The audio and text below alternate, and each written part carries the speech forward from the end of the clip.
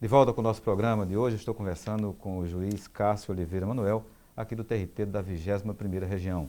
Ele nos fala sobre a tão discutida PEC da emenda das domésticas, né? A PEC das domésticas. Doutor Cássio, o senhor falava em alguns direitos e alguns pontos que estão sendo amplamente discutidos aí. Como fica a FGTS, Previdência, enfim, todas essas obrigações aí de um contrato individual de trabalho? Como eu já vinha falando inicialmente, algumas matérias relativas a alguns direitos que foram reconhecidos dependem de regulamentação. A questão do FGTS depende da regulamentação, assim como o adicional noturno. Então, o projeto de lei complementar, que hoje tramita no Congresso Nacional, ele prevê a obrigatoriedade do recolhimento de FGTS, que hoje é calculado à base de 8%, incidente sobre a remuneração mensal paga ao empregado, certo? Até ser promulgada esse projeto de lei complementar, o regime de FGTS ele não é obrigatório. Ele continua facultativo como era antes da promulgação da emenda. Isso. Bom, uma vez regulamentado, e aí é onde está o debate que hoje é travado dentro do Congresso, como é que vai ficar a questão da indenização dos 40% sobre o fundo de garantia em caso de dispensa sem justa causa do empregado. Esse é o grande debate que gira em torno da questão do FGTS atualmente. Um valor significativo quando um trabalhador tiver vários anos de serviço. Especialmente quando se tem por base o fato de que o empregador doméstico ele não ofere lucro. Ele paga o seu empregado com o próprio salário. Então, para você dispor de um valor de 40% sobre um montante de um fundo para ser pago de uma vez, é um custo muito alto. E nessa discussão, qual é a corrente que toma mais corpo?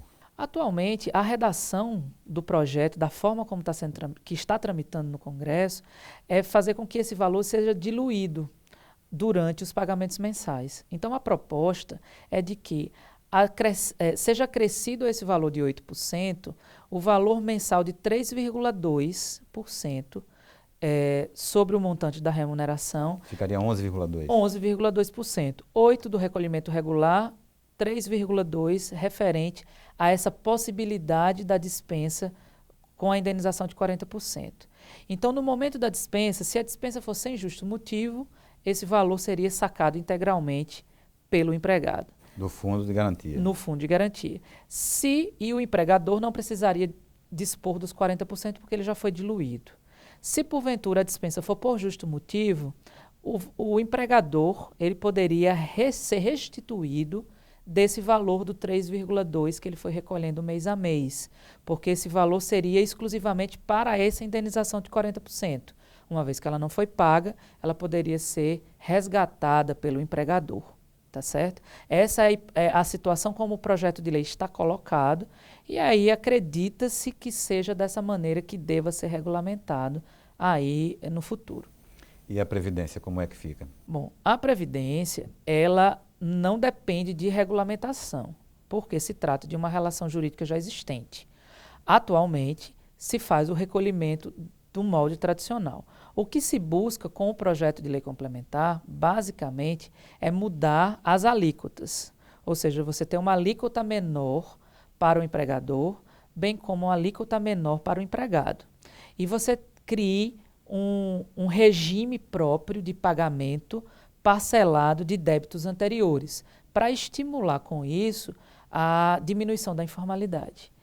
O projeto está sendo pensado dessa forma, mas existe uma grande resistência do governo federal em relação à redução da alíquota.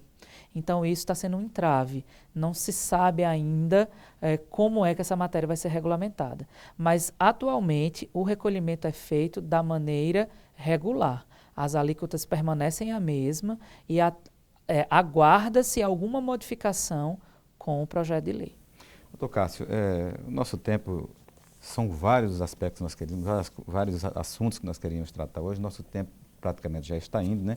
Mas uma última questão, que aí eu acho que é mais endereçada ao nosso telespectador, até para esclarecer os telespectadores, quais os principais direitos, num resumo agora, advindos com essa nova lei para a empregada doméstica E para o empregador, né? O que é direito e o que é que se torna dever para ambos, né?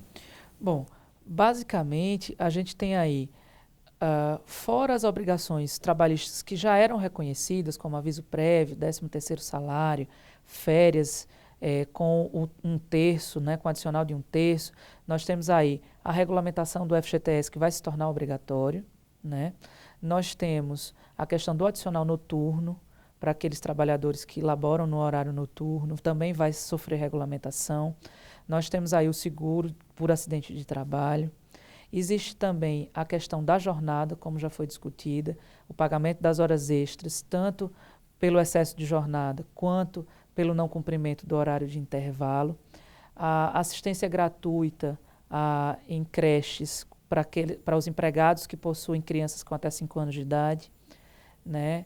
E, basicamente, são esses os direitos. Existem aí algumas situações que vão precisar de regulamentação, então, há que se observar o que efetivamente já está em vigor em relação àquilo que ainda precisa de regulamentação, mas, efetivamente, é necessário se observar, primeiro, que a relação doméstica ela se modificou.